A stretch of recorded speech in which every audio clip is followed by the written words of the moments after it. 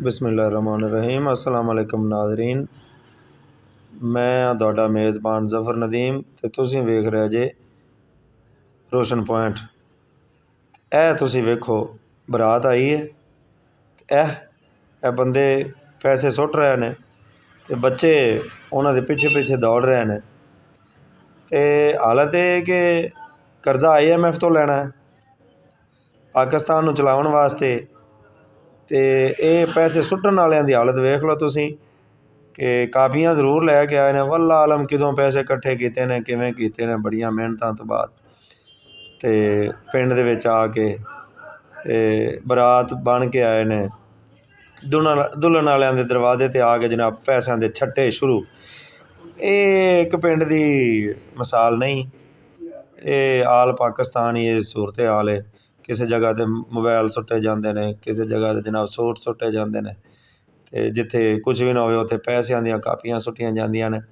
उन्हें गौर करने वाली चीज़ ये कि देखो बच्चों नूं तुसीं की सिखा रहे जी, समझा रहे जी कि पैसे भी सुट्टने ने ते बच्चों ने उन्होंने चुकना भी है, मुड़ तुसीं मज़ा लैना है। मुड़ कई विच शरारती बंदे पैसे भी गंदे खाले दे उत्ते जाके सुट्टदे ने। कई बच्चे डिगदे ने, मुड़ इंजॉय करते हैं, मज़ा लेंदे ने, मजाक उड़ाते हैं।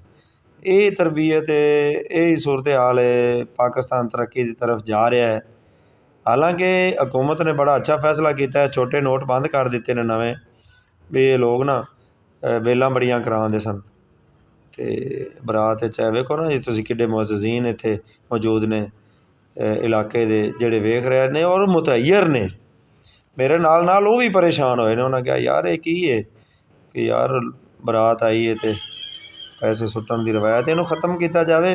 भुख तो जाती नहीं पई, महंगाई बहुत ज़्यादा है, बिजली महंगी, आटा महंगा। हैं जी ए वेखो ए मुड़ आ गया दूसरा, ए पैसे सुट्टेगा, ए लोग ए बच्चे डिगणगे। होए होए होए, वेरी सैड। ये कोई मामला ठीक नहीं। हालांकि बुजुर्ग रोक रहे हैं, बड़ा कह रहे हैं, लेकिन जवान ने भाई रो पा रहे हैं कि असीं पैसे सुट्टण आए हैं। अल्लाह खैर करे। तो यह वेखो हुण मैं तुहानूं विखा रहा कि यह कल्चर लईए तो बरात आई है। यह डांडिया तुसीं नचना वेखो लाड़े दे दोस्तां दा। ते यह वेखो तुसीं इनू डांडिया भी कहा जाता है। ते एक नाम होर भी इंदा डंडियां नाल लुड्डी खेडदे ने।